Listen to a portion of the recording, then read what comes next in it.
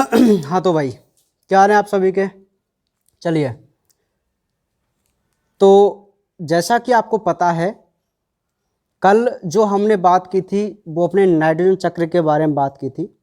ठीक है, तो मैं आपको एक बार यहाँ और ढंग से इसको क्लियरफाई कर दूँ एक बार दोबारा से, मतलब तो एक बार ध्यान समझो। देखो, हम नाइट्रोजन चक्र चलाएंगे और नाइट्रोजन चक्र जो चलता है वो 4 चरणों के माध्यम से चलता है। ठीक है, ये क्लियर सी बात थी। अच्छा, वहाँ पे जो पहला स्टेप था वो ये था कि नाइट्रोजन को आप पहले फिक्स तो कीजिए। भाई बिल्कुल सही बात है।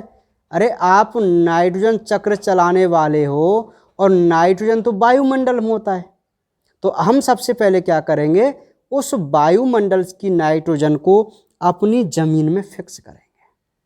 ठीक है, तो वो होता था नाइट्रोजन स्थिरीकरण या N2 फिक्सेशन, यही होता था। तो हमने ये देखा कि भाई हम N2 का फिक्सेशन 2 तरीकों से कर सकते हैं, एक तो बायोटिक फैक्टर और एक एबायोटिक फैक्टर, जैविक और अजैविक कारक। इनसे हम अपने N2 को फिक्स कर सकते हैं, ये हमें पता है। अब जो बायोटिक फैक्टर हैं, जैविक, जैसा कि नाम से पता चल रहा है कि भाई जरूर इसमें कोई सजीव या जीवाणु कोई भाग ले रहा होगा है। और एक होता है एबायोटिक, अजैविक। तो अजैविक जो फैक्टर था उसकी हमने कल बात कर ली थी। कैसे कि अजैविक में एक तो हमारा एनवायरनमेंट, वायुमंडल, और एक औद्योगिक, 2 तरीकों से हम अपनी N2 को फिक्स कर सकते हैं, यही हमने पढ़ा था, है ना। तो वायुमंडल में क्या देखा, एक सिंपली बात ये थी कि भाई वायुमंडल में जब मेघ गर्जन होती है, तड़ित बिजली चमकती है, तो N2O2 से मिलकर नाइट्रिक ऑक्साइड बनाती है। नाइट्रिक ऑक्साइड अगेन ऑक्सीजन से मिलकर नाइट्रोजन डाइऑक्साइड बनाती है। नाइट्रोजन डाइऑक्साइड जल के साथ क्रिया करके नाइट्रिक अम्ल बनाती है। वही नाइट्रिक अम्ल वर्षा के साथ जमीन पर आता है और वो क्षारीय पदार्थों से क्रिया कर टूट जाता है नाइट्रेट में, और उसी को प्लांट एक्सेप्ट कर लेते हैं।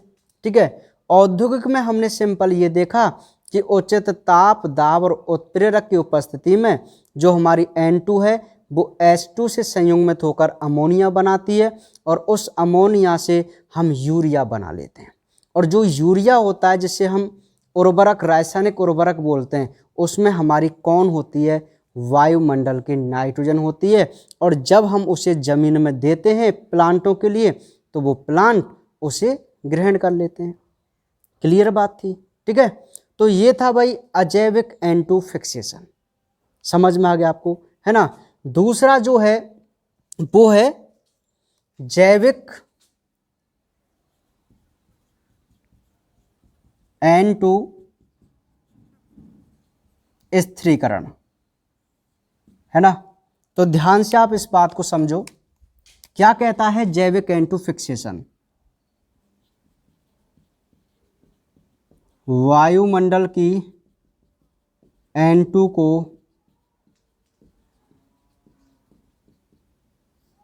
सूक्ष्म जीवों द्वारा कार्बनिक व अकार्बनिक यौगिकों में बदल देना जैविक N2 स्थिरीकरण कहलाता है। ठीक है, नेक्स्ट पॉइंट, इन सूक्ष्म जीवों को डाइएज़ोट्रॉफ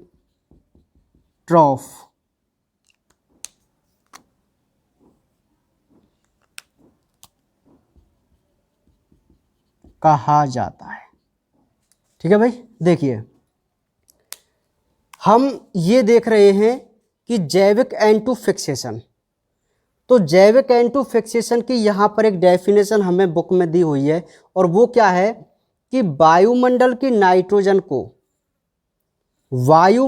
नाइट्रोजन को यदि सूक्ष्म जीव कार्बनिक और अकार्बनिक यौगिकों में बदल दें तो हम इस क्रिया को जैविक N2 स्थिरीकरण कहते हैं। ठीक है, और एक सिंपल सी बात यहाँ पर कि वे सूक्ष्म जीव जो जैविक N2 फिक्सेशन करते हैं हम उन्हें डाईएजोट्रॉफ कहते हैं। क्या कहते हैं भाई? डाईएजोट्रॉफ कहते हैं। ठीक है, समझ में आ गई बात? तो ये तो एक बेसिक नॉलेज के लिए कुछ डेफिनेशन थी, है ना। अब हम ये देखते हैं कि आखिर ये सूक्ष्म जीव किस प्रकार N2 का फिक्सेशन करते हैं। तो उनमें सबसे पहला मैं आपको बता दूं कि पहला जो है वो है असहजीवी जीवाणु, क्योंकि हम पढ़ चुके हैं पहले ही कि जो जैविक N2 फिक्सेशन होता है वो दो प्रकार के जीवाणु से होता है, एक तो असहजीवी जीवाणु और एक सहजीवी जीवाणु। ठीक है, तो सबसे पहले हम असहजीवी जीवाणु देखते हैं।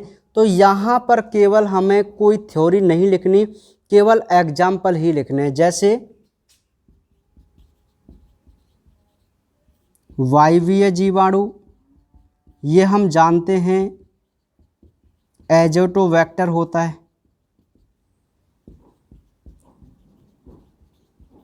अवायवीय जीवाणु क्लोस्ट्रीडियम होता है। ठीक है, वायवीय नीलहरित शैवाल, जिसमें हमारे मोस्टली नॉस्टॉक और एनाबीना आते हैं। कवक है, ईस्ट।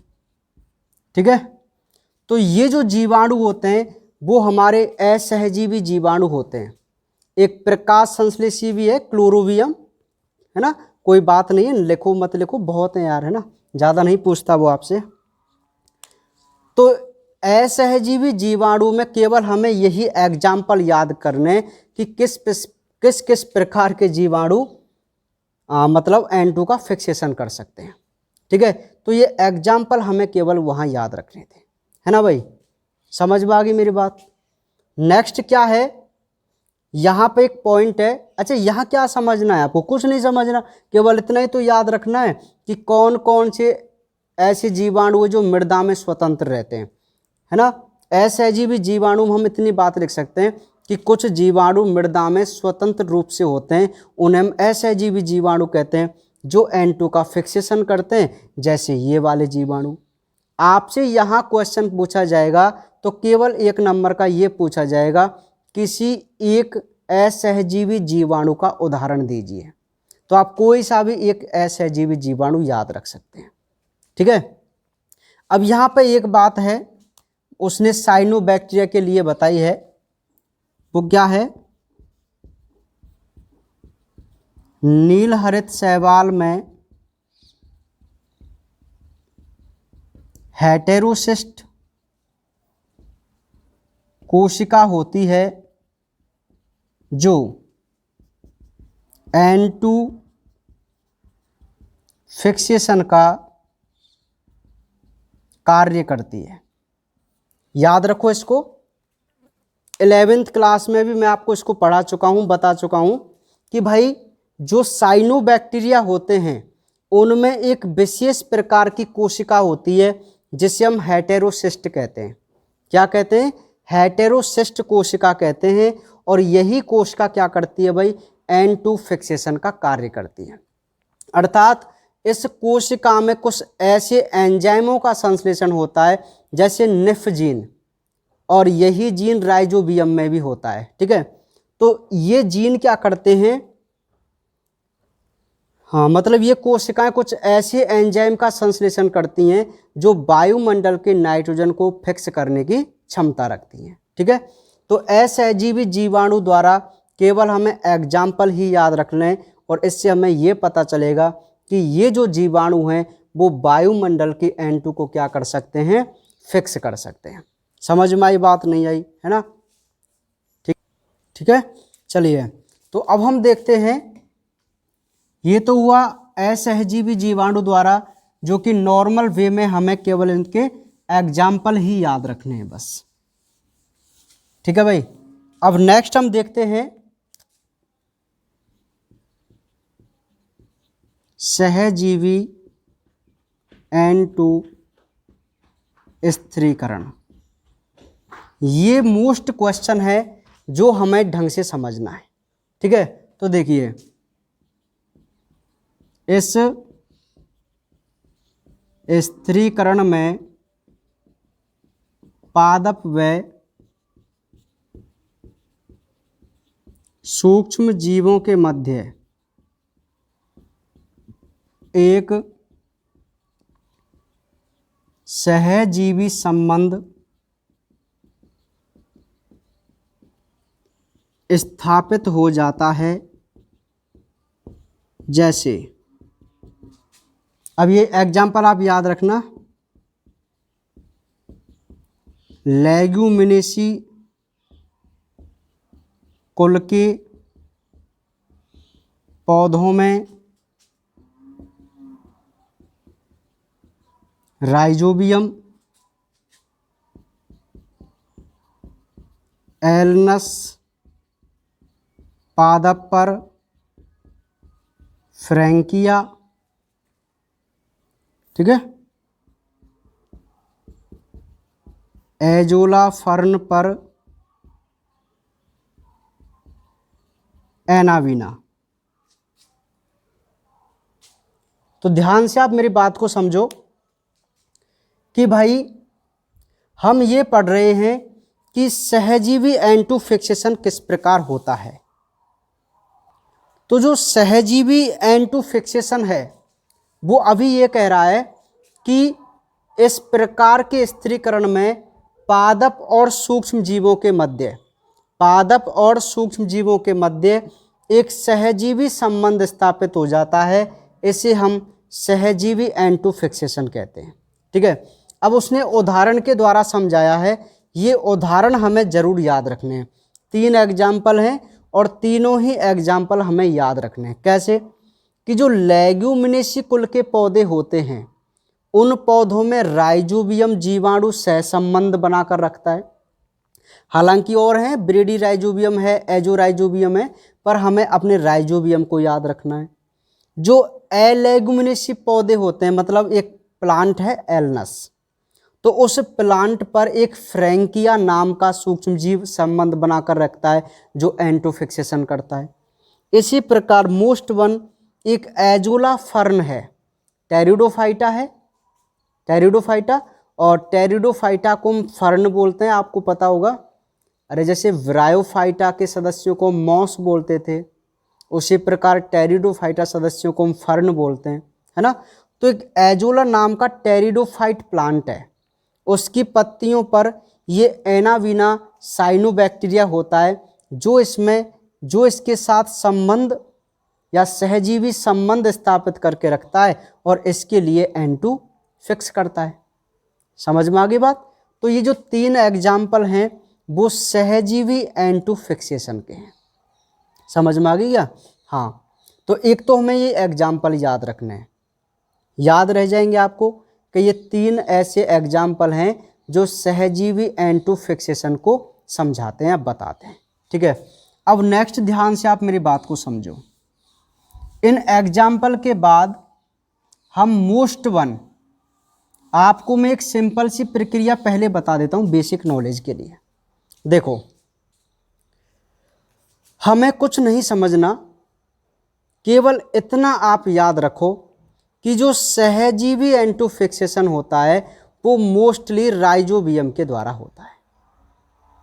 किसके द्वारा होता है?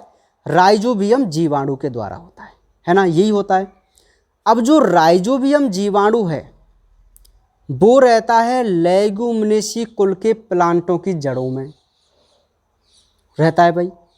अब वो कैसे रहता है?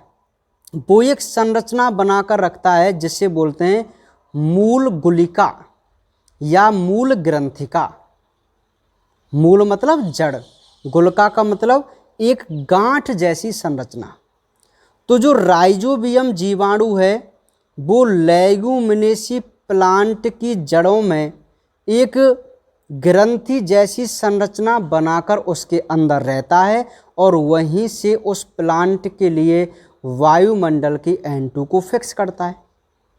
ठीक है, समझ रहे? अब यहाँ दो क्वेश्चन बनते हैं, मैं आपको पहले ही क्लियर कर देता हूँ। एक तो ये बनता है कि सहजीवी N2 स्थिरीकरण की क्रिया विधि समझाओ कि आखिर राइजोबियम जीवाणु किस प्रकार N2 का फिक्सेशन करता है। और एक क्वेश्चन बनता है कि जीवाणु संक्रमण या गुलिका निर्माण की क्रिया विधि को समझाइए। तो दोनों क्वेश्चन अलग अलग हैं। यदि आपसे क्वेश्चन में सहजीवी जीवाणु की क्रिया विधि पूछी जाए तो आपको कभी भी ग्रंथिका का निर्माण वाला टॉपिक नहीं करना है। ठीक है, केवल आप वही बताएंगे जो मैं अभी आगे आपको बताऊंगा कि आखिर क्रिया विधि में आपको क्या लिखना है और ग्रंथिका निर्माण में क्या लिखना है। ये दो अलग अलग क्वेश्चन हैं। ठीक है, तो आप समझ तो चलिए, सारी चीज़ आपको क्लियर हो जाएगी। ठीक है, तो सबसे पहले N2 स्थिरीकरण में केवल हमने इसका बेसिक देखा और बेसिक में हमें ये पता चला कि भाई कुछ ऐसे हमने एग्जाम्पल पढ़े जिनसे सहजीवी N2 फिक्सेशन होता है। अब हमारे पास एक टारगेट था और हमने चुपके से उसको ये पढ़ लिया कि भाई जो राइजोबियम जीवाणु होता है वो तो ग्रंथिका बनाकर रहता है। ठीक है, तो क्रिया विधि को पढ़ने से पहले कि आखिर राइजोबियम कैसे नाइट्रोजन को फिक्स करेगा, इसको पढ़ने से पहले हम ये समझने की कोशिश करेंगे कि आखिर राइजोबियम उस प्लांट के साथ कैसे संबंध स्थापित करता है। अभी फिक्सेशन की बात नहीं करनी। ठीक है, तो एक बहुत अच्छा क्वेश्चन आता है, मैं आपको बता दूं, और वो क्वेश्चन बनता है गुलिका या ग्रंथिका निर्माण। ठीक है, या मूल संक्रमण भी हम इसको बोल सकते हैं, है ना भाई। चलिए, तो बहुत अच्छा ही ये टॉपिक है और आपसे 2 नंबर का क्वेश्चन के रूप में ये आ सकता है विद डायग्राम। इसका डायग्राम भी बहुत इंपॉर्टेंट है कि आखिर किस प्रकार एक राइजोबियम जीवाणु लेग्यूमिनेसी कुल की जड़ों के साथ एक गांठ जैसी संरचना बनाता है, अर्थात क्यों, किस प्रकार एक जड़ अपने ऊपर गांठ बना लेती है राइजोबियम के लिए। तो वो सारी घटनाएं हमें यहाँ पर पढ़नी है। ठीक है, तो हमारा टॉपिक है गुलिका या ग्रंथिका का निर्माण। ठीक है, चलिए अब देखो ध्यान से, मैं थ्योरी लिख रहा हूं, आप समझना। सर्वप्रथम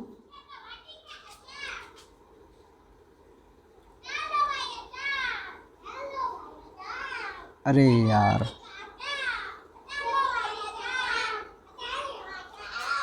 ये कहाँ से आ गए कबूतर। देखो, हाँ, सर्वप्रथम लेग्यूम पादपों की जड़ से लैक्टिन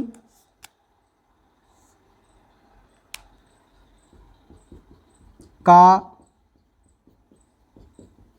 स्रावण होता है जो राइजोबियम जीवाणु को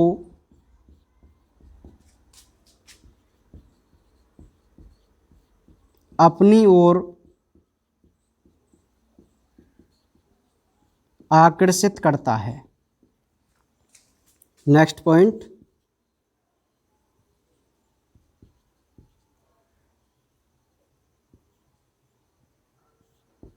पादप मूल द्वारा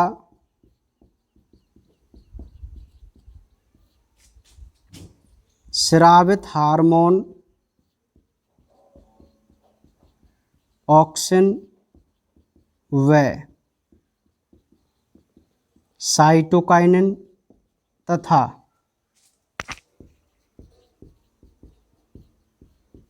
जीवाणु द्वारा स्रावित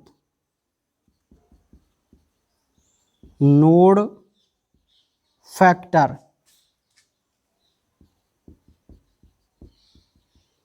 के सम्मिलित प्रभाव से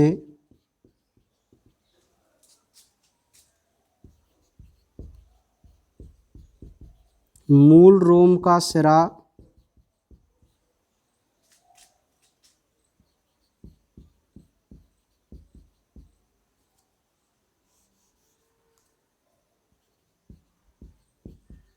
हुक्नुमा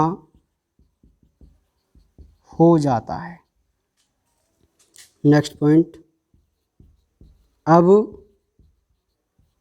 इस हुक्नुमा सिरे की कोशिका झिल्ली टूट जाती है, जिससे श्लेष्मा के साथ राइजोबियम जीवाणु इसमें प्रवेश कर जाता है।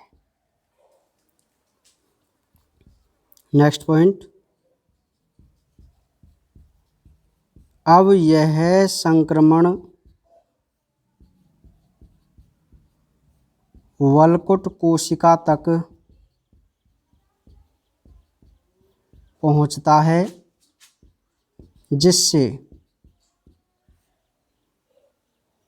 जिससे वहाँ की कोशिकाएं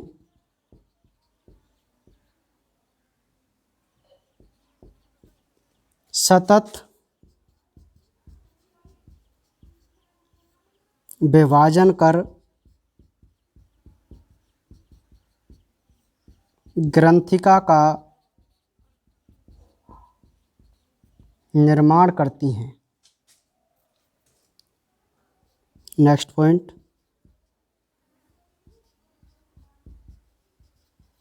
ग्रंथिका निर्माण के बाद अब इनमें संवहन ऊतक स्थापित हो जाते हैं।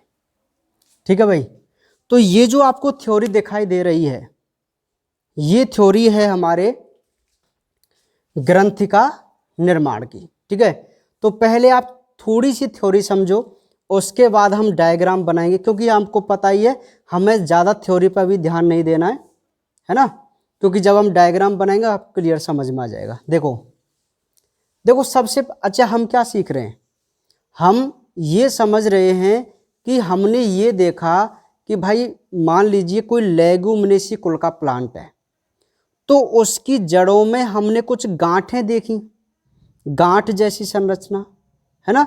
तो हम ये जानने की कोशिश कर रहे हैं कि आखिर किस प्रकार इन गांठों का निर्माण हुआ, और इन गांठों के अंदर ही रहता है हमारा राइजोबियम जीवाणु। कौन रहता है? राइजोबियम जीवाणु। क्लियर है? अब वही ग्रंथिका या गांठ में देसी भाषा में बोलूं तो वो गांठ कैसे बनती, अब देखो मैं आपको बताऊं। अब हाँ यार मैं भूल गया, वरना मैं सुबह अपने खेत से लेकर आपको दिखाता कि आखिर किस प्रकार राइजोबियम जीवाणु गांठ बनाता है। ठीक है, या अच्छा ऐसा करूंगा, मैं कल की जो वीडियो रहेगी ना उसमें स्टार्टिंग में मैं आपको बताऊंगा। ठीक है, क्योंकि जो ढैंचा का प्लांट है, ढैंचा यदि आपने सुना हो और नहीं सुना हो तो कोई बात नहीं है ना, तो उस प्लांटों की जड़ों में ज़्यादातर राइजोबियम पाया जाता है, बिल्कुल गांठें बनाकर। चलो मैं आपको कल उसको लाइव बताऊंगा, है ना। हाँ तो ध्यान दीजिए, समझो कि आखिर किस प्रकार ग्रंथिका बनी। सबसे पहले क्या होता है, को जो लेग्यूम पादप की जड़ है, लेग्यूम पादप मतलब कोई भी प्लांट हो, उसकी जड़ से एक पदार्थ निकलता है जिसे हम कहते हैं लैक्टिन। क्या कहते हैं? लैक्टिन। एक जड़ है, उस जड़ ने लैक्टिन का स्रावन किया तो लैक्टिन की खुशबू से जो राइजोबियम जीवाणु होता है वो उसकी तरफ अट्रैक्ट होता है। बोले एक प्रकार से इत्र, ये परफ्यूम की तरह काम करता है। ठीक है, हाँ समझ रहे हैं। हाँ मतलब परफ्यूम अट्रैक्ट करने के लिए नहीं होता, पर ये अट्रैक्ट करता है ना। चलो, तो लेग्यूम प्लांट की जो जड़ हैं वो लैक्टिन का स्रावन करती हैं, और जो लैक्टिन होता है वो राइजोबियम को अपनी ओर अट्रैक्ट करता है। क्लियर है। तो राइजोबियम इस लैक्टिन की सुगंध से आकर्षित होकर उसकी तरफ भगता हुआ जाता है। तो पहुंच गया भाई राइजोबियम लेग्यूमिनेसी प्लांट की जड़ के पास। कौन, किसने बुलाया इसको? खुद प्लांट की जड़ ने बुलाया, क्योंकि ये मतलब ही है प्लांट, इसको क्या है, नाइट्रोजन चाहिए, और नाइट्रोजन कौन देता है? राइजोबियम जीवाणु। तो ये मतलब इसको क्या कहते हैं यार, उसको लोभाता है ना, लोभाता है किससे? लैक्टिन से। याद रह जाएगा ये पॉइंट, है ना। देखो दूसरी बात, अब जैसे ही राइजोबियम जीवाणु इसके पास तो आ गया, आपको पता चल गया भाई पास आ गया। अब क्या करता है, प्लांट की जो जड़ है वो अपने अंदर से हार्मोन स्रावित करती है, जिसे हम ऑक्सिन और साइटोकाइनिन कहते हैं। अगले चैप्टर में हम इन्हीं हार्मोनों की डिटेल में बात करेंगे। तो हार्मोन रिलीज किया, फिर प्लांट की मूल ने पहले लैक्टिन किया था, राइजोबियम आ गया, अब इसने ऑक्सिन और साइटोकाइनिन किया। और राइजोबियम क्या करता है, एक हार्मोन या एक रसायन स्रावित करता है जिसे हम कहते हैं नोड फैक्टर। अच्छा, नोड मैं आपको बता दूं, नोड एक प्रकार की ग्रंथि, एक प्रकार की अंतिम संरचना को हम क्या बोलते हैं? नोड बोलते हैं। ठीक है, तो नोड फैक्टर, नोड कारक के सम्मिलित प्रभाव से जो मूल रोम का सिर है, सिरा जो है मूल रोम का, वो हो जाता है हुक्नुमा। आप जानते हैं ना रूट हेयर, मैं प्रॉपर रूट की बात नहीं कर रहा, मैं रूट हेयर की बात कर रहा हूं। ठीक है, तो ये जो रूट हेयर है वो हुक्नुमा हो गया। कैसे हुआ भाई हुक्नुमा? नोड फैक्टर और इन हार्मोनों की वजह से। अब जैसे ही कोई चीज ऐसे मुड़ती है, जैसे ये था, इसको ऐसे मोड़ा, तो इसके मुड़ने से यहाँ की जो कोशिका है वो बताओ कोशिका भित्ति टूटेगी कि नहीं टूटेगी? अच्छा मैंने झिल्ली लिख दिया क्या? कहाँ है? अच्छा झिल्ली नहीं, ये कोशिका भित्ति होगी, है ना। क्या होगी? कोशिका भित्ति। कोशिका झिल्ली नहीं टूटेगी भाई, है ना। कोशिका झिल्ली टूट गई तो कोशिका ही नष्ट हो जाएगी, समझ रहे हैं। तो ये कोशिका भित्ति टूटती है। अब देखो ध्यान समझो, जब ये सिरा हुक्नुमा होगा तो इसकी कोशिका भित्ति टूट जाएंगी ना, और कोशिका भित्ति के टूटने से क्या होगा, कुछ एक चिकना पदार्थ वहां पर रिलीज होता है, और उस श्लेष्मा से ये चिपक जाता है राइजोबियम जीवाणु, और सोई मतलब यार देसी भाषा में बोलते हैं ना, इसीलिए यार इसी प्रकार जो राइजोबियम जीवाणु होता है वो इसमें प्रवेश कर जाता है। समझ में आ गई बात? ठीक है, कहाँ प्रवेश कर गया? इस मूल रोम में। पता चला कैसे प्रवेश किया? पहले कहाँ था राइजोबियम? बाहर था। क्या किया? जड़ ने लैक्टिन छोड़ा, आकर्षित होकर राइजोबियम आया, है ना। राइजोबियम आया ना, तो उसने क्या किया, फिर प्लांट मूल ने ऑक्सिन साइटोकाइनिन छोड़ा, और उसने नोड फैक्टर छोड़ा, जिससे मूल रोम का सिरा मुड़ गया। उसके मुड़ने से उसकी कोशिका भित्ति टूट गई, और उस कोशिका भित्ति के टूटने से श्लेष्मा के साथ जो हमारे राइजोबियम जीवाणु है वो उसमें प्रवेश कर गए। ठीक है, तो प्रवेश करने के बाद क्या हुआ? अच्छा यहां पे एक बहुत अच्छी पॉइंट आप याद रखना कि जब राइजोबियम जीवाणु इसमें प्रवेश कर जाता है तो इस संरचना को अब हम बैक्टीरॉइड कहते हैं। क्या कहते हैं? बैक्टीरॉइड। तो आप इसी पॉइंट को भी लिख लो, वैसे आपको पीडीएफ मिल जाएगा, और नहीं भी मिले तो आप इस पॉइंट को जरूर याद रखना। क्या?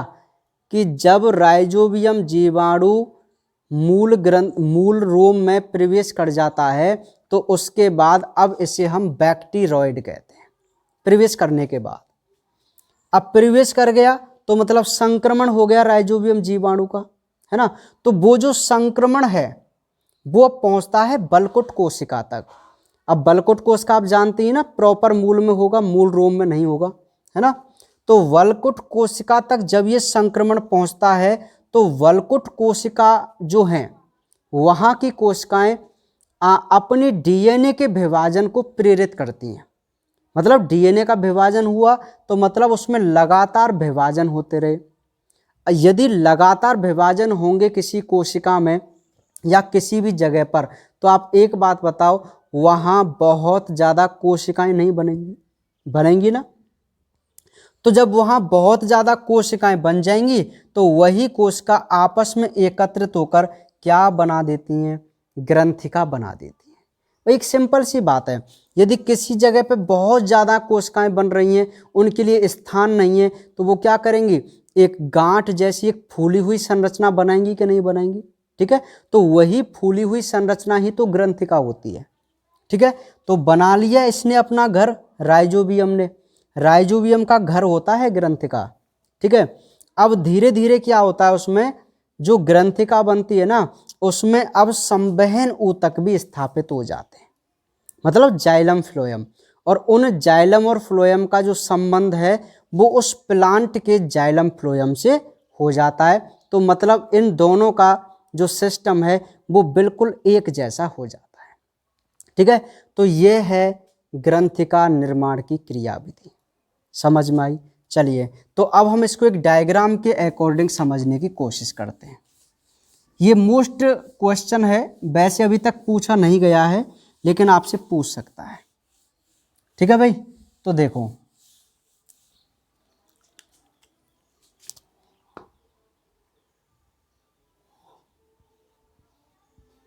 सबसे पहले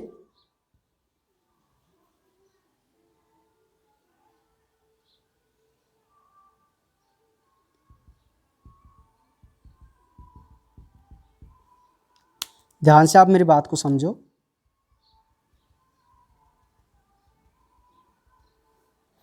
ये क्या था? ये है हमारी जड़, मूल, और ये है हमारा मूल रोम। ये है मिट्टी के कण और ये है हमारा जीवाणु। ठीक है भाई, हुआ।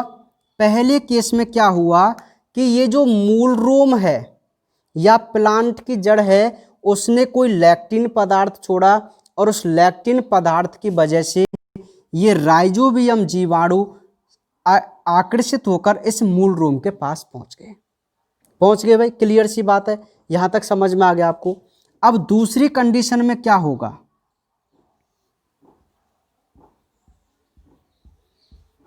कैसे भी हम इसको बना सकते हैं ना। दूसरी कंडीशन में क्या होता है, ये जो मूल रोम है वो कैसा हो गया? वो अंकुशित, मतलब मुड़ गया, है ना। पूरा मोड़ दें इसको, ऐसे मुड़ गया। ठीक है, तो इसके मुड़ने से क्या होगा कि यहां की जो कोशिका भित्ति है वो टूट जाएंगी। ठीक है, और टूटने से क्या होगा भाई?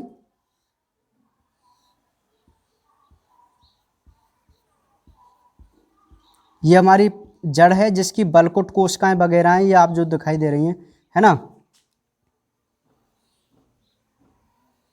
तो इस मुड़ने से क्या होता है कि इसके अंदर टूटने से जो हमारे राइजोबियम जीवाणु हैं वो इसमें क्या कर जाते हैं? प्रवेश कर जाते हैं। क्या कर जाते हैं? प्रवेश, है ना। समझ में आ गई बात? तो तीसरा जो है ये अंतर्विष्टि या मैं कहूं राइजोबियम की प्रविष्टि का डायग्राम है। क्लियर समझ में आ रहा है आपको? देखो, पहले में लैक्टिन का स्रावण हुआ तो राइजोबियम जीवाणु इसके पास आए। दूसरे में क्या हुआ, ये मूल रोम था वो हुक्नुमा हो गया। तीसरी कंडीशन में क्या हुआ, इस हुक्नुमा के होने से इसकी कोशिका भित्ति टूटी तो राइजोबियम जीवाणु श्लेष्मा के साथ यहाँ प्रवेश करेगा। और नेक्स्ट चरण में क्या होगा कि टूटने से जो राइजोबियम जीवाणु है वो इसके अंदर कहाँ कर गया, प्रवेश कर गया। तो मैं यहां लिख सकता हूं राइजोबियम की प्रविष्टि। ठीक है। और अब आगे क्या होगा कि जो हमारी वलकुट की कोशिका हैं, जो वलकुट की कोशिका हैं उनमें होगा लगातार विभाजन। बहुत ज़्यादा इनमें विभाजन हुआ वलकुट की कोशिकाओं में, और विभाजन होने से क्या हुआ, लास्ट में इस प्रकार की क्या बन गई, एक ग्रंथिका बन गई। क्या बन गई, ग्रंथिका। ठीक है, समझ में आ गई मेरी बात, मैं आपसे क्या कहना चाह रहा हूं। तो इस प्रकार ग्रंथिका का क्या, ठीक है, तो इस प्रकार हमारी क्या बनी, ग्रंथिका बनी। ठीक है। अच्छा, यहाँ भी राइजोबियम जीवाणु आप कर सकते हैं ना, इसके चारों ओर है ना भाई, अंकुशित शीर्ष के पास। तो इस प्रकार हमारी क्या बनती है भाई, ग्रंथिका बनती है। तो आप इसका डायग्राम आराम से बना सकते हैं ना, है ना। देखो पहले डायग्राम पे आप अपने बढ़िया नाम लिख दो, बाकी हमें यहाँ से पूरा उसको क्लियर समझ में आ जाएगा। इस प्रकार की मूल थी, ये मूल रोम, ये मिट्टी और ये जीवाणु। दूसरे स्टेप में क्या होगा कि नोडुलिन या नोड फैक्टर से ये हुक्नुमा हो जाएगा, इसकी कोशिका भित्ति टूट जाएंगी, और तीसरे में इसकी क्या हो जाएगी, अंतः प्रविष्टि हो जाएगी, और लास्ट में क्या होगा, ये क्या बन जाएगा, एक ग्रंथिका के रूप में बन जाएगा। मतलब इस प्रकार की गांठ बन जाती है यहाँ पर, ये मूल रोम है ना, वो नष्ट होकर इस पर एक गांठ बन जाएगी। ठीक है, उसी को हम क्या बोलेंगे, ग्रंथिका बोलेंगे। ठीक है, तो आपको समझ में आ गया क्वेश्चन कि आखिर किस प्रकार एक ग्रंथिका का निर्माण होता है। मतलब आपने ये सिस्टम समझ लिया ना कि आखिर कैसे राइजोबियम जीवाणु अपने रहने के लिए घर बनाता है लेगुमिनेसी प्लांट की जड़ों पर। कोई दिक्कत नहीं है यहाँ तक, है ना, बहुत सिंपल था ना। कैसे, सबसे पहले लैक्टिन छोड़ा प्लांट में, क्योंकि जरूरत किसको है, प्लांट को, राइजोबियम को थोड़ी है। तो सबसे पहले कौन, प्लांट। तो प्लांट की जड़ लैक्टिन छोड़ेंगी, आकर्षित होकर आएगा, है ना। अब वो हार्मोन भी देंगी, और राइजोबियम क्या करेगा, नोड कारक छोड़ेगा जो मूल रोम के सिरे को मोड़ देगा। भाई पहले उसको जगह नहीं मिल रही थी, यार मैं कहाँ से प्रवेश करूँ, मुझे आई वांट मोर लैक्टिन, है ना, मैं कहाँ से प्रवेश करूँ। तो वो कहता है यार कुछ तो करना पड़ेगा, यहाँ तो जगह ही नहीं है, और मुझे तो लैक्टिन की बहुत भूख है ना। तो वो क्या करता है, लैक्टिन को पाने के लिए एक नोड फैक्टर छोड़ता है, और उस नोड फैक्टर की वजह से उसका जो मूल रोम है वो जैसे ही मुड़ता है उसकी कोशिका भित्ति यहाँ से कटक कटक टूट जाती है, और बस प्रवेश कर गया। वहाँ से प्रवेश करने के बाद वहाँ वलकुट की कोशिकाओं को डीएनए बनाने के लिए प्रेरित करेगा, अर्थात बहुत ज़्यादा विभाजन करेगा, और जब ज़्यादा कोशिकाएं बन जाएंगी तो वो आपस में समूह बनाकर एक ग्रंथिका का निर्माण कर देती है। ठीक है, तो इस प्रकार एक ग्रंथिका का क्या होता है भाई, निर्माण होता है ना। तो हम क्या पढ़ रहे हैं, हम जैविक एंटो स्थिरीकरण पढ़ रहे हैं, और जैविक एंटो स्थिरीकरण में अभी हमने केवल ये देखा है कि भाई आखिर ये कैसे होता है, वहाँ हमने 3 एग्जाम्पल पढ़े हैं अभी, और उसके बाद हमने एक अलग से क्वेश्चन कर लिया कि ग्रंथिका का निर्माण कैसे होता है। इस ग्रंथिका के निर्माण वाले क्वेश्चन से कोई लेना देना नहीं है एंटो फिक्सेशन का। मेरा मतलब है काम तो वो ही करेगा भाई, ठीक है, पर क्वेश्चन से मतलब नहीं है आपसे। या तो वो ये पूछेगा एंटो स्थिरीकरण की क्रिया विधि समझाओ, तो आपको जो मैं अब कराऊंगा ना वही लिखनी है, ना कि ये वाली ग्रंथिका वाली। ये ग्रंथिका निर्माण अलग से ही क्वेश्चन है, इसको आप याद रखना है। चलिए, इसके बाद यहां पर 2 प्रोटीन इसके पास होती हैं, 2 प्रोटीन। ये जो ग्रंथिका होती है यहां 2 प्रोटीन होती हैं, और पहली प्रोटीन आप याद रखना लैग हीमोग्लोबिन, और दूसरी है नोडुलिन प्रोटीन, है ना। तो ये जो ग्रंथिका होती है इसके पास दो प्रकार की प्रोटीन होती हैं, एक इम्पॉर्टेंट लैग हीमोग्लोबिन और एक होती है नोडुलिन प्रोटीन। तो नोडुलिन प्रोटीन का तो आपको केवल नाम याद रखना है, इसके बारे में कुछ भी नहीं पढ़ना, लेकिन लैग हीमोग्लोबिन को हमें बिल्कुल भी स्किप नहीं करना है, ये very very important. Lag haemoglobin, ये जो लैग हीमोग्लोबिन है वो एक गुलाबी रंग की प्रोटीन है और इसी की वजह से जो ग्रंथियां होती हैं, ग्रंथिका जो बनती है उसका कलर हमेशा गुलाबी होता है। ठीक है, तो क्या है ये देख लेते हैं। यह है गुलाबी रंग का वर्णक है जो O2 को अवशोषण करने का कार्य करती है, क्योंकि नाइट्रोजनेज एंजाइम O2 की उपस्थिति में कार्य नहीं करता। बहुत इंपॉर्टेंट जो ये बात है ना वो मैं आपको बताने जा रहा हूं फॉर नीट के पॉइंट ऑफ व्यू से। ध्यान देना आप कि राइजोबियम ने जो अपने लिए ग्रंथिका बनवाई थी, है ना, और मैं आपको यहीं एक क्लियर पॉइंट को क्लियर कर देता हूं कि राइजोबियम जो जीवाणु होता है ना उसके पास एक जीन होता है नेफ। और मैं आपको बता दूं कि किसी भी सजीव के शरीर में यदि किसी चीज का संश्लेषण हो रहा है, कोई भी प्रोटीन पदार्थ का, तो वो हमेशा जीन करते हैं ना। जीन क्या होते हैं? Gene fragment of DNA known as gene, यानी कि डीएनए के टुकड़ों को ही हम क्या कहते हैं? जीन कहते हैं। और हर जीन से, यदि आपने मॉलिक्यूलर बायोलॉजी पढ़ी हो 11th क्लास में, है ना, हाँ मैंने आपको पढ़ाई 11th में, आपको पता है ना डीएनए के बारे में मैंने कितना क्लियर आपको समझाया, वहाँ पे हमने फ्रेगमेंट जीन के बारे में मैंने आपको बात बताई है ना। देखो हर जीन एक अपने अलग एमआरएनए का निर्माण करता है और अपना एमआरएनए से उसकी खुद की प्रोटीन बनाता है। ठीक है, हर जीन। तो कहने का मतलब है कि हर जीन अपने लिए एक अलग प्रोटीन या अलग पदार्थ का संश्लेषण करता है। तो जो राइजोबियम जीवाणु है उसके पास एक जीन है, उस जीन का नाम है नेफ, और वो नेफ जीन एक एंजाइम बनाता है, क्योंकि एंजाइम प्रोटीन प्रकृति के होते हैं, तो एक एंजाइम बनाता है, उस एंजाइम को कहते हैं नाइट्रोजनेज, है ना। और ये नाइट्रोजनेज एंजाइम की सहायता से ही वायुमंडल की नाइट्रोजन को अमोनिया में बदल देता है। अब ये जो मैंने लाइन बोली है ना, ये सहजीवी N2 स्थिरीकरण की क्रियाविधि की लाइन है, आपको इतना लिखने से ही काम चल जाएगा। अभी मैं उसको लिखाऊंगा, टेंशन मत लो आप, अभी तो मैं बता रहा हूं। तो ये जो लैग हीमोग्लोबिन है ये क्यों आवश्यक है उस ग्रंथिका में?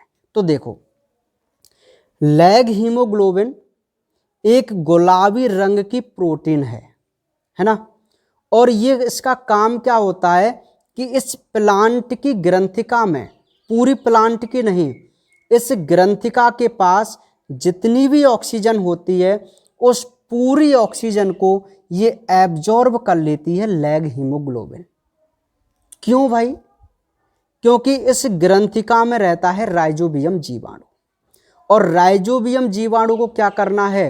N2 का फिक्सेशन करना है, और N2 का फिक्सेशन करता है ये नाइट्रोजनेज एंजाइम से।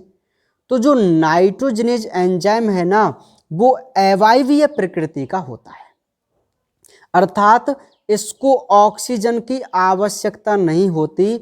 यदि इसके पास ऑक्सीजन होगा तो नाइट्रोजनेज एंजाइम इनएक्टिव फेज में रहेगा, निष्क्रिय अवस्था में रहेगा, तो N2 का फिक्सेशन नहीं होगा। इसी वजह से इस ग्रंथिका में लैग हीमोग्लोबिन प्रोटीन होती है जिसका मुख्य काम ऑक्सीजन को अवशोषण करना होता है। ठीक है, तो आप इस पॉइंट को बहुत अच्छी तरीके से याद रखना। 1 नंबर का क्वेश्चन आएगा कि लैग हीमोग्लोबिन क्या है या इसका कार्य बताओ। तो लैग हीमोग्लोबिन एक गुलाबी रंग का वर्णक है जो O2 को अवशोषित करने का कार्य करता है। रीजन, क्योंकि O2 की उपस्थिति में नाइट्रोजनेज एंजाइम N2 का फिक्सेशन नहीं कर पाता। क्लियर है? तो ये आप समझ लेंगे, है ना। अलग से ही क्वेश्चन बनेगा लैग हीमोग्लोबिन क्या है। चलिए, तो यहां तक बात करने के बाद अब हम अपनी बात करेंगे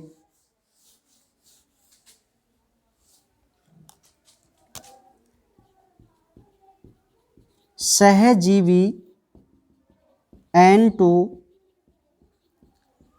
स्थिरीकरण की क्रिया विधि की। ठीक है, सहजीवी N2 स्थिरीकरण की क्रिया विधि। तो एक बार आप यहां से ध्यान से समझो क्या है। फटाफट मैं यहां लिखता हूं, यह क्रिया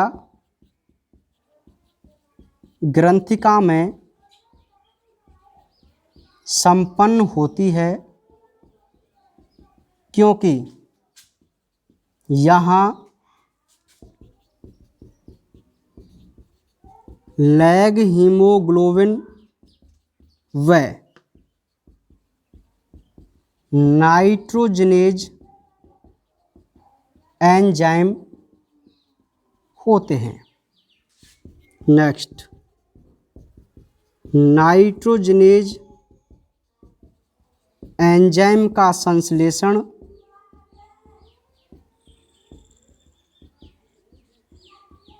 निफ जीन द्वारा होता है। ब्रैकेट में राइजोबियम लिख देता हूँ ना। ठीक है, ये एंजाइम एटीपी की सहायता से निम्न प्रकार वायुमंडल की नाइट्रोजन को अमोनिया में बदल देता है। तो वो है भाई N2 प्लस 16 ATP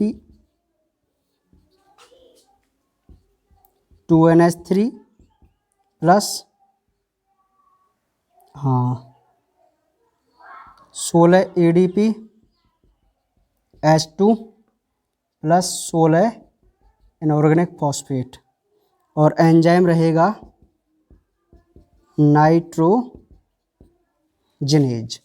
ठीक है, तो ये जो समीकरण आपको दिखाई दे रहा है ये, ठीक है, ये जो समीकरण है उसमें वायुमंडल की नाइट्रोजन को ऊर्जा की उपस्थिति में नाइट्रोजनेज जो एंजाइम है वो अमोनिया में क्या कर रहा है, चेंज कर रहा है। ठीक है, तो वायुमंडल की नाइट्रोजन को जो राइजोबियम जीवाणु होता है वो अमोनिया में फिक्स करता है। किस में करता है? अमोनिया में फिक्स करता है, स्थिरीकृत करता है।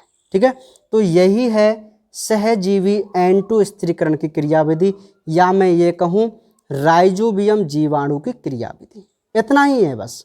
क्या देखो अब कितना सिंपल हो गया कि जो सहजीवी जीवाणु की क्रियाविधि होती है वो ग्रंथिका में संपन्न होती है। पता है ना, मूल ग्रंथिका में। क्यों?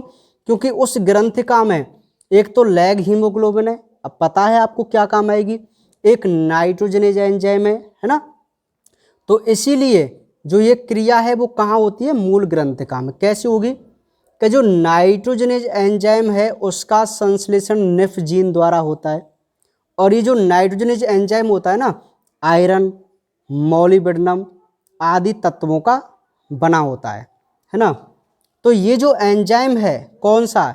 नाइट्रोजनेज, ये एटीपी की सहायता से निम्न प्रकार वायुमंडल की नाइट्रोजन को अमोनिया में बदल देता है। फिर उसके बाद आपको ये समीकरण लिख देना है और यही हो जाएगी हमारी N2 स्थिरीकरण की क्रियाविधि। ठीक है, तो इस प्रकार हमने ये देखा कि आखिर कैसे जैविक N2 फिक्सेशन होता है। अब इसका जो अगला कंसेप्ट है उसके बारे में हम बात करेंगे कल, है ना। अभी ये थोड़ा मैं आपको बता दूं कि जैसे अब ये कल होगा ना, तो कल ये कंप्लीट हो जाएगा, अब थोड़ा सा बचा है। कल कंप्लीट होने के बाद फिर मैं इसको आपको 20 मिनट का वो रिवाइज कराऊंगा, जिससे आपकी पूरी कन्फ्यूजन एक साथ दूर हो जाएंगे, ठीक है। क्योंकि हम यहाँ पर डायरेक्ट बोर्ड पे एक लगातार फास्ट रिवाइज यहाँ पे कराएंगे, जिससे आपको पूरी कन्फ्यूजन जो है वो आपकी सारी दूर हो जाएंगी, ठीक है। तो अभी आप आज के लिए यहाँ तक इसको पढ़ना, ठीक है ना। हाँ, समझ में आ गई मेरी बात, है ना। तो अब ये थोड़ा सा रह गया है। अभी तक हमने केवल इतना देखा है N2 का फिक्सेशन, स्थिरीकरण। तो N2 का फिक्सेशन हमने जैविक और अजैविक दोनों ही तरीके से यहाँ पे कर लिया है। क्लियर है। तो बाकी बातें करेंगे कल, ठीक है।